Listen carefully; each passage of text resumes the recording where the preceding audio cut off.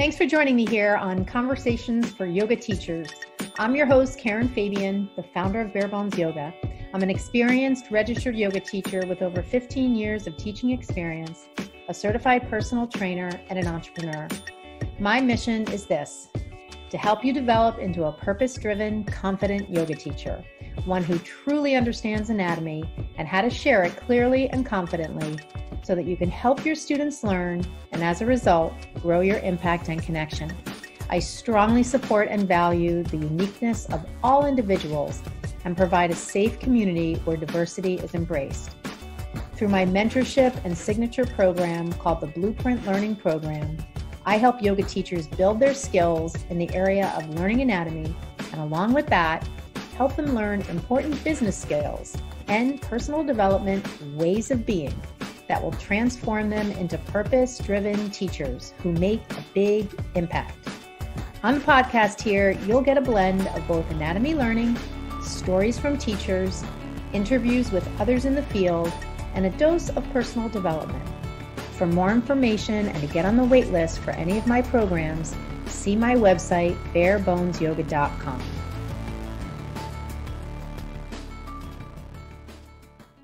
Hello, friends. Welcome to Conversations for Yoga Teachers. I'm your host, Karen Fabian, and this is episode 194. So this is a bonus episode for those of you who listen regularly. I always post on Mondays, really try to keep to that. I'm recording this, though, on a Wednesday. So this is just kind of a little inspiration that I had today after a conversation I had with a teacher yesterday. And I thought, let me do this right now as a podcast episode, this topic.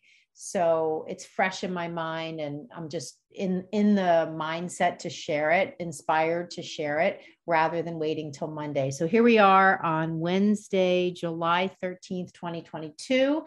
And this episode is going to be all about key steps that you can consider, that you can think about, that you can do on your teaching path. And this came to me out of a conversation I recently had with a yoga teacher where this teacher was asking me a little bit about my background and, how did you develop your yoga business, develop as a teacher? And I got into a little bit of kind of just some of the highlights of my path, which at the time really didn't stand out to me as they do now, which oftentimes when you look back on things, you have the ability to kind of sort them into different buckets and sort of think about them as almost principles. And so I wanted to kind of pull them together in a short list and share them with you in the hopes that,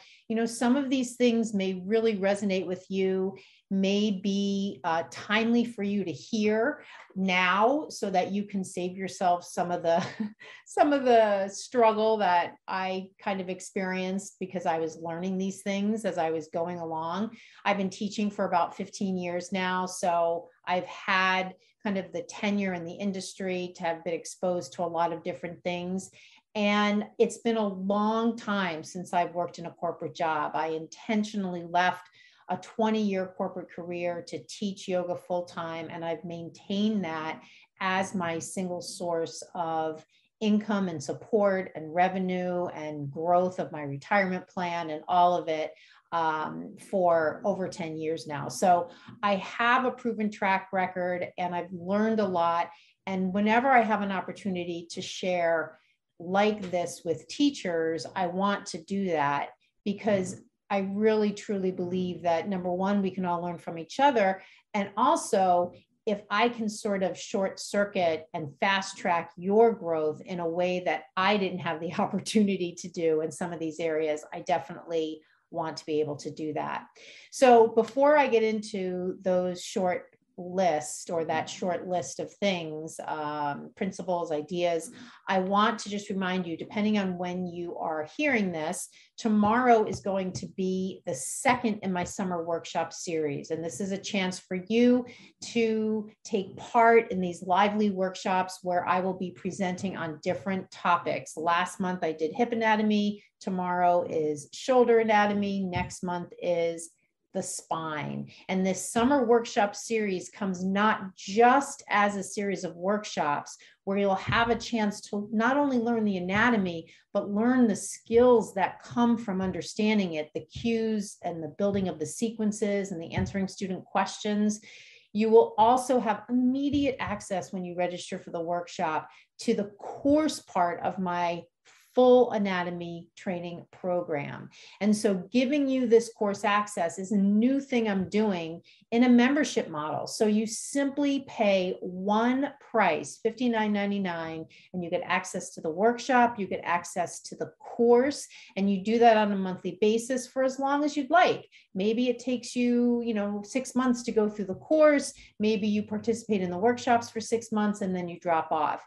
If you choose to invest in the full program, which gives you the full program bonuses like the coaching calls with me and the anatomy manual and the practice portal that has dozens of pre-recorded sequences in it, I give you a 50% discount.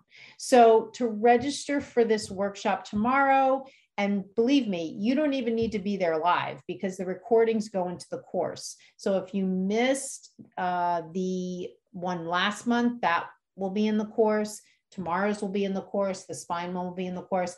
It's always better to show up live though, because you get to ask questions.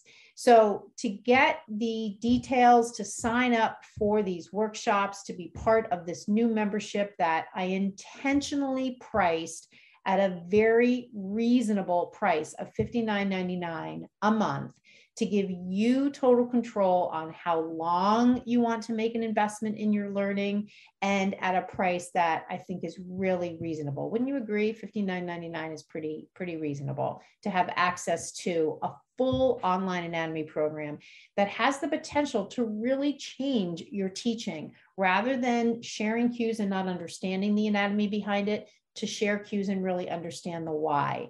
And again, the full benefit of the program only comes to teachers who are enrolled in the full program, and I'm offering you a 50% discount to do that. So this is really a chance for you to up-level your teaching, to up-level your impact, to really leave your students with an imprint beyond just teaching classes and teaching poses, to give them critical information about movement, understanding how the body moves, understanding the muscles in action in the poses, even in ways that maybe you're not literally speaking to it. Maybe it comes out when they ask you a question after class. So if you're looking for more confidence, looking for a way to really build your impact as a teacher, this offer is definitely for you. Just go to my website. On the events page, you will see the link for the workshop series. So as we go into this conversation here, again, I want to just preface this by saying this came out of a question that I was asked recently by a yoga teacher, and she wanted some background on me. And as we got into this conversation about my background, I thought this would make a really good discussion between teachers. And now, of course, you can't discuss it with me live because you're listening here on the show. However, I hope that this sparks some conversation, and I always encourage you to send me a DM on Instagram or an email about anything that you hear on the show that sparks your interest or your curiosity or you have a question about. So having said that, these are some of the things that I've learned over the past 15 or so years of teaching, things that I have really felt have guided me as principles and have really helped me build a successful, steady business as a yoga teacher. So the first thing is to find your niche. There are thousands of yoga teachers all over the world, thousands of training programs all over the world, and that makes it difficult, I think, for teachers to find a way that they can connect with a particular style of yoga and a way of being as a teacher. However, if you take the personal development time through journaling and meditation and trying different things that I believe all teachers need to do, you will find a style of yoga, a style of teaching, a way of being when you teach that is most authentically you, and a way that allows you to feel like you're in sync with your dharma, right? Your way of being a light in the world, your specific purpose in the world.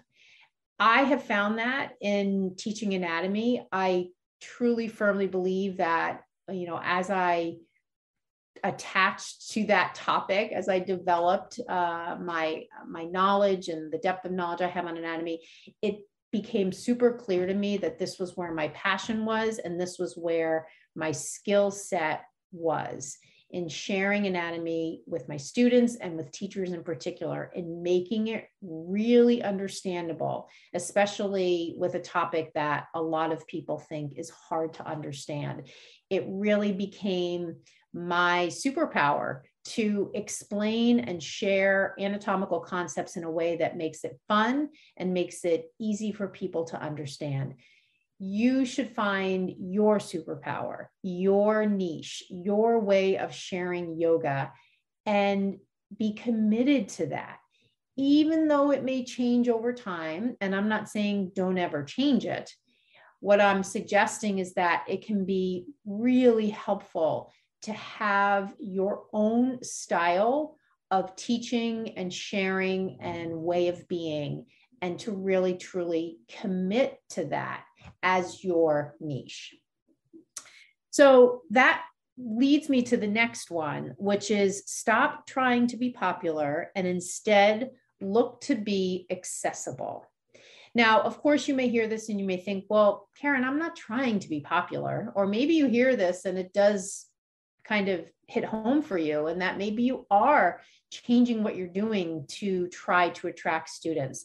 I can definitely remember years ago when I was teaching at a popular studio, and the teachers there, some of them were having really packed classes, and I had some moderately crowded classes, although I wasn't having classes as crowded as some of the other teachers. And I do believe that sometimes is a function of when your class is. However, be that as it may, there were other teachers teaching in different styles, several of which were styles that I had absolutely no connection to. I didn't really enjoy teaching that style of yoga, or adding that kind of music, or that kind of conversation. And yet I knew that that was resonating with a large number of people. And so in the back of my mind, I thought, well, what if I played with that style of music, or that style of yoga, or chatter in that sort of way? Would that grow my classes? But I knew inside that it would be inauthentic and out of integrity, and it would feel really, really fake and uncomfortable. So I was definitely unwilling to do that. So I just throw that out there, especially if you're a newer teacher and you're looking at other yoga teachers, especially on social media, and you're feeling like you need to teach in a particular way in order to grow your classes. And we typically equate that with being quote unquote popular. What I would say to replace that with is the idea of being accessible. Now, of course, if you want to teach really tiny niche classes where you have a handful of people and they're all of a specific body type and they all have a specific interest in this very niche way of practicing yoga, go for it. That relates to what I was saying in step one, own your niche. However, if you're not in that mindset, then think about ways, I would encourage you to think about ways that you can make your teaching as accessible as possible. So as many people, regardless of age, experience, and joint mobility, we often don't hear about that, but joint mobility is such an important feature to consider when you're teaching your classes. I work with lots of teachers in my signature program on anatomy. They go through sequences with me that they're sharing in their classes, and they're offering things like double binds and lotus pose that require a lot of joint mobility that many people don't have. Think about every pose through the lens of accessibility. And if it's not highly accessible, I would gently suggest that you don't put it in your sequences, because you want, if this is something that resonates with you, your classes to be accessible by as many people as possible. That doesn't have to do with popularity. That has to do with accessibility. And if part of your vision and goal is to make yoga accessible to people, then through what you offer in your sequences, that will directly tie to how accessible your classes are to people. So that's number 2. Number 3 is resist the urge to hitch your wagon to someone else and instead carve your own path. So I'm going to say that again. Resist the urge to hitch your wagon to someone else and instead carve your own path. You know, years ago, my first teacher, Baron Baptiste, who I absolutely loved, I learned a tremendous amount from him. And this was years ago at a time when there weren't that many sort of top tier yoga teachers that had a lot of opportunities given to them. They were on the cover of the magazines. They were hosting retreats where there were hundreds of people and events where there were hundreds of people. Baron was one of those teachers. And I was on the beginning phases of him developing his certified teacher program. I was one of the first certified teachers within that organization. I worked for him. I did boot camps with him. I assisted him at trainings. I worked in the back office. I handled the certification program. It was a big part of my initial development as a yoga teacher and learning about yoga business. And there were opportunities that teachers were getting that were part of working for a teacher who has a lot on their plate. Maybe some things that they can't get to, or maybe some opportunities that they want to share with teachers that work for them as a stepping stone for that teacher to get new opportunities. And so for me, it was always a little bit of a push-pull and a balance, because I also wanted to do things on my own. However, opportunities that you get from a teacher who's more experienced than you, who's got more exposure than you, this was at a very different time than right now, where there weren't that many opportunities for newer teachers to get exposure. I mean, this was even before we had Instagram and Facebook. So, I mean, it really was primarily through word of mouth and teaching classes and going to events and presenting that you got your name out there. And so back then, when I had opportunities to do this, it was tempting. And at the same time, I also wanted to build my own business and I wanted to do some of my own things. And I was finding it was hard for me to do that because I was sort of overcommitted on the side of being part of that organization. And so I just bring this up as something to consider, you know, for those of you out there who have a really good, respectful, high-level relationship with a mentor, you know, keep in mind that there's kind of a fork in the road you'll get to where you'll either branch off on your own or you'll continue to work for that, let's just call it a senior teacher, and sort of support that person. And there's nothing wrong with that. I'm not saying this is a binary choice.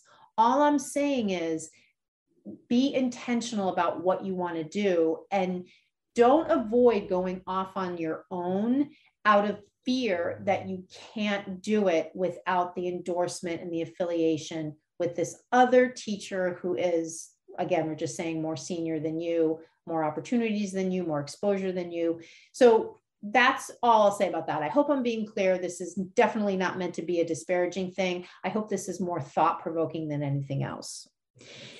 The next thing is this idea somewhat related to the one I just shared, which is be skeptical if someone asks you for forever loyalty, right? You know, I'll give you an example of this. When we used to go to boot camps with Baron, one of the things that we did or one of the things that was offered as part of one of the boot camps, this was again years ago in the early 2000s, was we went to a location in Montana where there was a sweat lodge. Now, when I say sweat lodge, the retreat was at an ancient, I don't want to say an ancient burial ground, but it was in Montana. There was a medicine man there. There was a teepee. There was an opportunity to go into the teepee. There was chanting. It was apparently very hot. I did not do it. Now, I didn't do it because just from a health perspective, I was concerned. I was concerned that it wasn't safe. Now, my memory, and any of you listening to this that may have attended one of those trainings or may have gone to another training when there was a sweat lodge, you may have thought it was the best thing in the world, and more power to you. The experience that I had in that scenario, I can actually say I wasn't pressured to go in the sweat lodge. However, it was very much like everybody was just jumping in the pool, right? They were just going to do it because it was held out as an option. And while this doesn't necessarily fall into the bucket of forever loyalty, there were other things, and I don't want to go into a lot of the details because I think it could potentially be misrepresented. I just want to leave it with, and this again relates to if you have a really strong relationship with a senior teacher, remember, you are your own teacher. And it's really important for your development as a teacher, for you to find your own way, for you to be your own teacher, for you to have your own voice. And if anyone is ever asking you to make full commitments or asking you to do things that you don't feel are copacetic or you're not comfortable with, it's completely within your agency as a person to say no. Now, I'm definitely not getting into anything that has to do with sexual harassment or sexual abuse or violating your person on a physical level. There are other things, though, like in my example, going to this training, if I had felt pressured to go into that sweat lodge, which I did not feel pressure, but if I had felt pressure, then that could potentially be an issue. Even without that pressure, though, there was kind of an implied agreement. Oh, well, you're here, you're going to do that. And I was only one of a handful of people that did not go. And I felt completely comfortable with my decision. I can also remember other situations where we were doing group exercises, not at this training, but at other meetings we would have. And we were expected to say certain things and do certain things and share a particular level of commitment. And my radar definitely went up. And this was, again, in the early 2000s. And I, remember talking to my parents and just saying, like, this is not right. This is a level of commitment that I'm being asked to make that really infringes upon me as an individual. And again, this was my perception. This had nothing to do with my physical body or anything like that. It really just had to do with how I perceived the conversations. And I'm not downplaying my perception, but nor am I, making more of it than it is. I'm simply just sharing with you that if you are exposed to an idea or a thought or an opportunity or encouraged to do certain things, by a teacher who is senior to you, know that you have agency over your body and you can say no and you can do your own thing. And even in the moment, if it feels like you're turning your back on the golden ticket, it probably is not that, right? You're always going to have more success forging your own path because you're going to be in integrity with your own personal principles. So that's that one. The next one is be willing to step outside the prescribed path, especially when it comes to your education. So this is a really big one for me because as a yoga teacher who specializes in anatomy and as someone who originally started out in the physical therapy program at Boston University, so I thought I was going to be a physical therapist. And after a couple of years in the PT program, I ended up switching to their rehab counseling program and worked as a rehab counselor and a social worker because I wanted to work with the whole person and not just the limbs. Be that as it may, though, when I got into formal teacher training, I realized there was a real lack when it came to the presentation of anatomy. And that was one of the main driving forces for me creating my own program. I wanted to fill that gap. When it got to a point where I leveraged the information and the knowledge I already had, and I wanted to grow my knowledge, I did find one teacher in particular who I really, truly respect and learned a lot from and continue to learn from, Tiffany Cruikshank. And with that information, I was filling my cup from a continuing ed perspective. I knew, though, that I wanted more than that. I wanted something a little bit more formal, a little bit more tangible. And so I looked outside the yoga industry, and that's when I became well-versed in the offerings of NASM, the National Academy of Sports Medicine, and pursued taking the exam, took the exam, passed the exam for certified personal trainer. And with that, added to my anatomy knowledge from an industry outside the yoga industry. And then I ended up getting an additional certification from them in corrective exercise, which is absolutely knowledge that I use as a yoga teacher, because it has to do with a lot around muscle compensations. And we see a lot of muscle compensations at play when we are teaching yoga.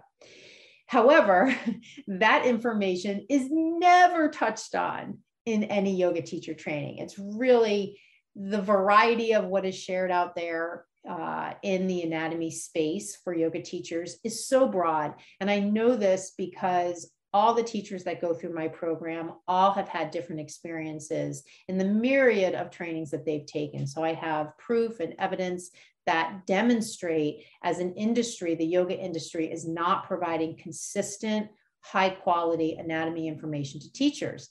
And so that's oftentimes why teachers are out there sharing cues and they don't understand the whys behind the cue. They don't understand how to help people with their questions. They're having a tough time building sequences. It all has to do with this lack of a good fundamental knowledge of anatomy. And you can sort of get by without it, because you can just stand there and repeat a bunch of stuff, and your students probably aren't going to ask you. But deep inside, you're going to know that there's no connection between what you're saying and what you know. And that can only take you so far.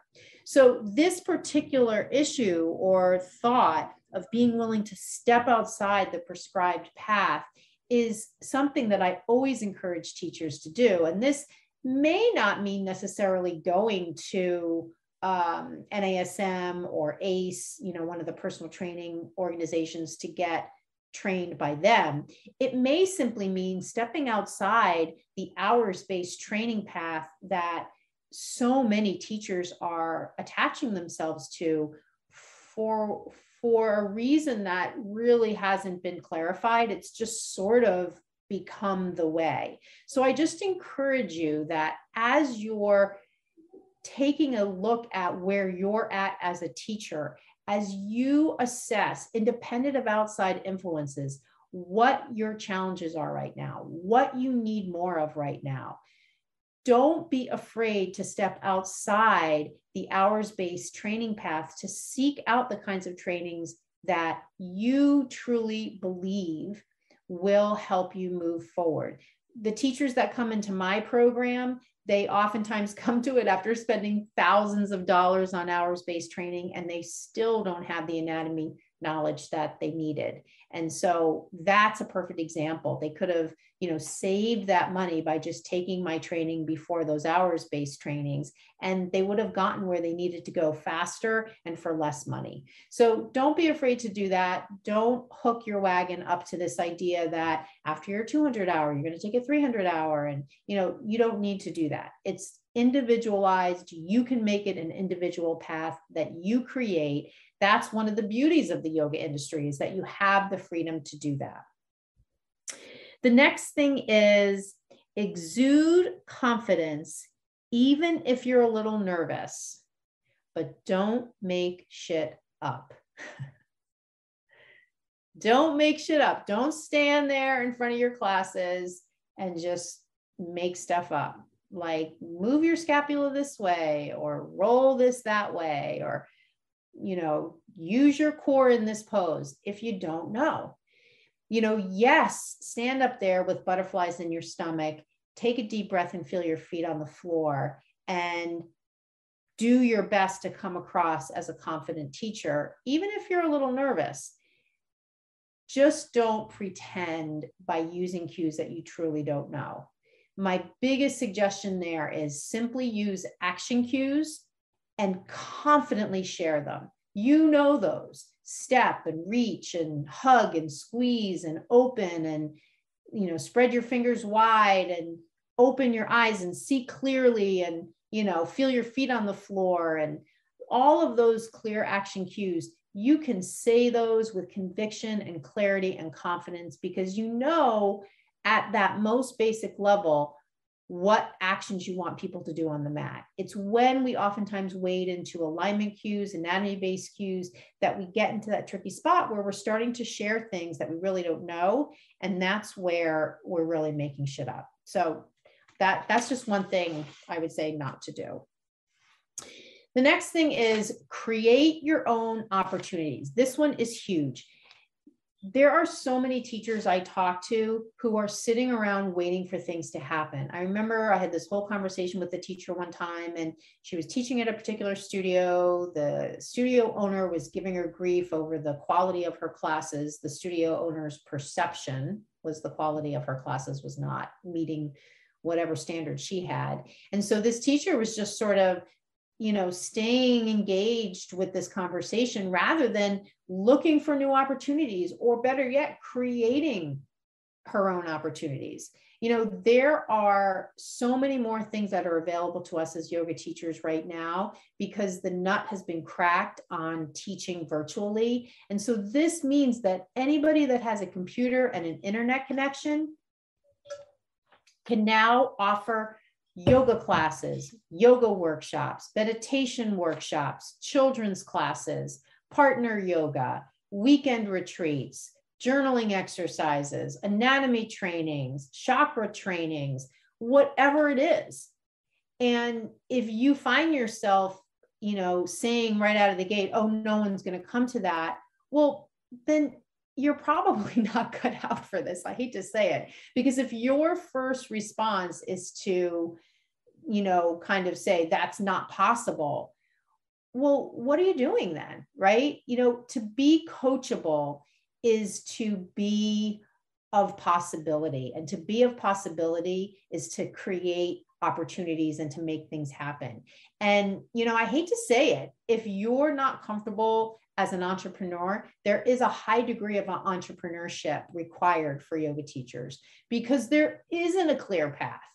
It's very rare that you're going to see on a yoga studio's website, click this link to apply for class. You're going to need to find a way to get in contact with that studio owner. They're maybe not looking for a teacher and you really want to teach there. You're going to need to create an opportunity for that.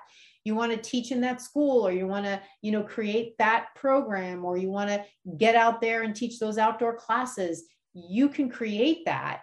You just need to take the steps to do it.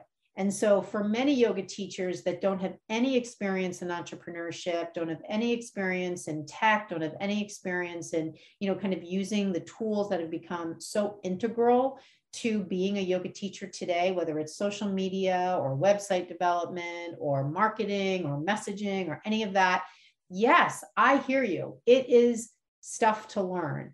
However, isn't it so cool that we have these endless opportunities, that we're not bound by a particular path, a particular way, a particular style, a particular offering? We can create whatever we want. And so this goes back to that first thing I talked about in terms of the niche. However, just, keep that in mind, creating your own opportunities. It takes inner drive, it takes follow-up, it takes dedication, it takes persistence. If these are things that you honestly, in assessing yourself, feel like you don't have, then that's really a moment for you to sit down and kind of decide, how am I going to use my skill as a yoga teacher so that it's in sync with how I am as a person? If you're coachable and willing to develop and believe, as I believe, that anybody can develop the skill set that I just outlined, then, all you need to do is hook up with a mentor and work with that mentor to build that skill set. And that is more than possible. I do mentorships with teachers all the time. And those are the kinds of things that we focus on, not just anatomy. So that's something to consider there. The next thing is, remember that your integrity is everything. And it comes through in your teaching, your emails, your social media posts, all the comments you make on social media. Your integrity is everything. When you don't have integrity as a teacher, you have nothing. If people can't depend on you, if people don't know that you're going to clean up the studio before you leave, if people don't know that you're going to show up for class, if people, think of you as someone who constantly calls out sick, or, is unwilling to put in the hard work, or, makes nasty comments on social media, or is snide or unfriendly, or whatever it is, those things will haunt you forever. The one thing that you truly can control is your integrity, and it has everything to do with how you show up. And that leads me to this next thing. How you show up for one person is how you show up for 100 people or more. And I can remember over the years, many, maybe not many, but classes definitely that I taught where there was one person that showed up. I used to teach a 6:30 a.m. class at Charlestown Yoga in Charlestown. And there were quite a few times one person would get up for a 6:30 class during the week. I can remember even like a random class at a more popular studio I taught at where it was like 4 o'clock on a Saturday, maybe, I don't know. And I had one, maybe two people. And you always get that initial sort of sinking feeling.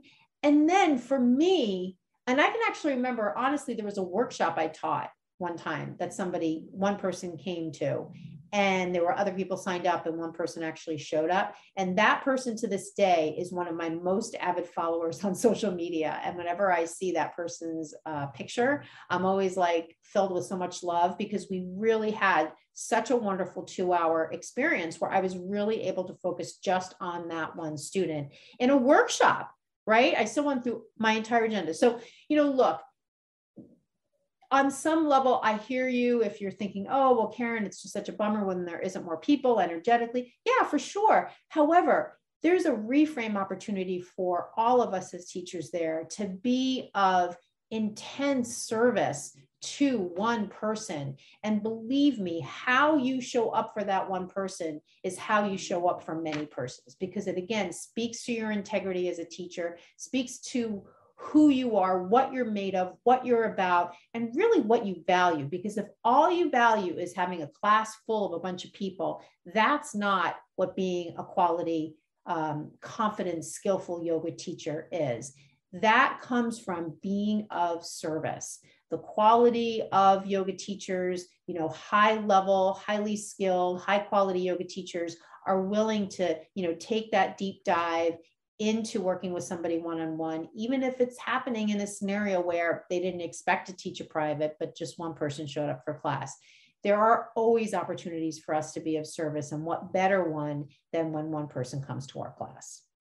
And then the last piece here is the following, and that is your mindset is everything.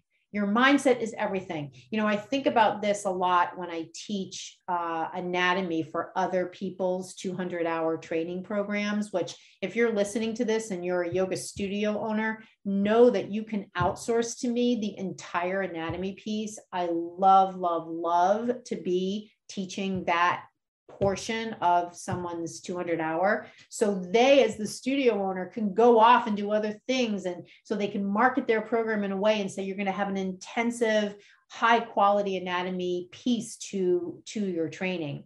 So that's just a little side note. The thing that I wanted to bring up though about the training is it always makes me chuckle when I hear from teachers in 200-hour training programs. They go on and on about how hard it is and how long it is and how long the days are, and they're not getting sleep, and there's so much information and all of this. And when you think about your mindset, you signed up for that 200-hour teacher training program. No one forced you to do it. And yes, maybe objectively, it is hard. It is taking a lot of time. There is a lot of information. However, what an amazing opportunity. And we can have the mindset of all of those negative things, or we can have the mindset that this is a huge opportunity and a stepping stone for us developing into the yoga teacher we want to be. When it comes to mindset outside of this training scenario I'm talking about, there's mindset as it relates to the scenario I talked about before. Only a couple people come to your classes, or only one person comes to class.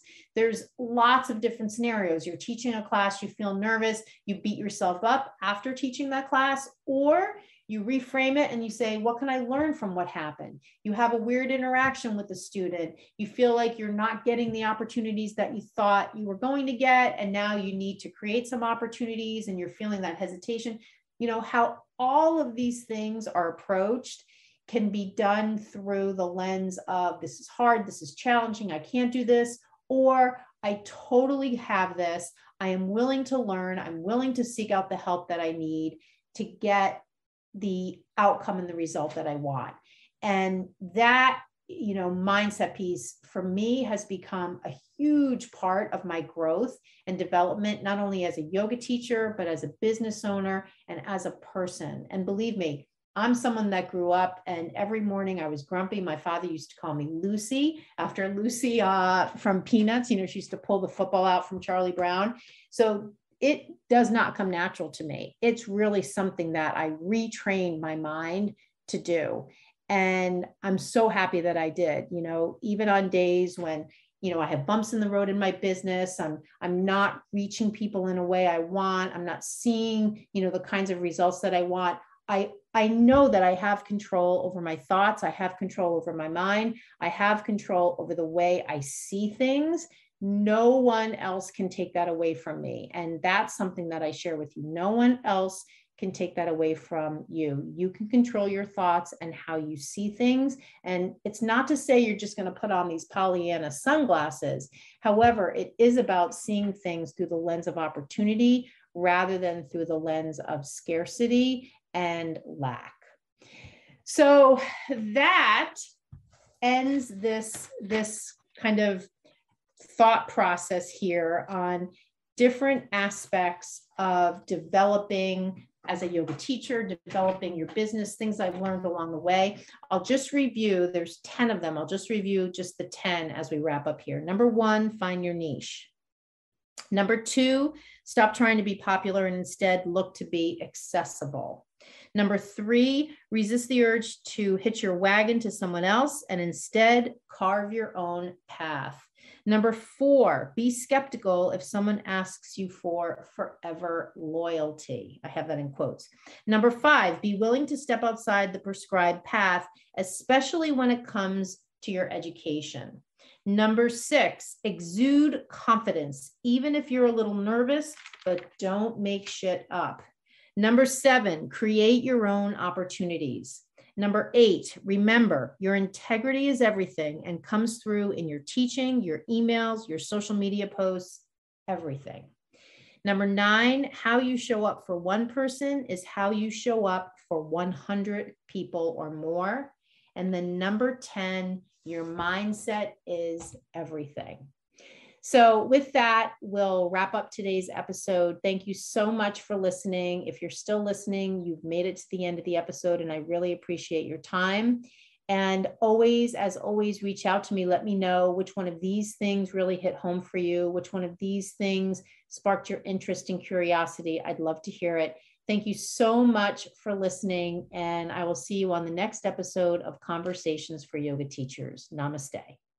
Hi there. Well, you made it to the end of the episode and now you're listening to the outro, which is amazing. Thank you so much for staying all the way until the end. So I want to just let you know that I just the other day put on my website on the events page, a really cool and short, it's like 20 minutes, recorded workshop that I've done. And it covers the topic of how to provide effective cues. And this is something that I get asked about all the time. So I wanted to do a special recorded webinar workshop that you could listen to, you can watch, because it is an actual visual workshop, as if you were there with me in the studio, or you could just listen to it. I think it's going to be better if you actually watch it. So how you get to this is super easy. You just go to my website, which is barebonesyoga.com. And on the events page, you're going to see the schedule for the events I'm holding on any particular month.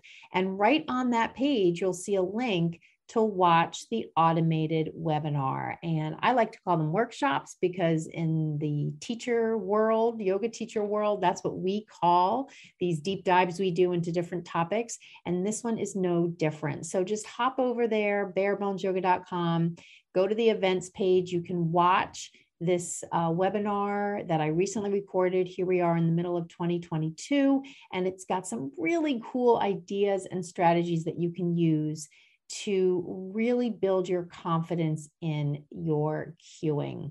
So once you watch that, if you have any questions, of course, just reach out to me and let me know, and I'm happy to hop on a call with you and answer whatever questions you might have. Namaste.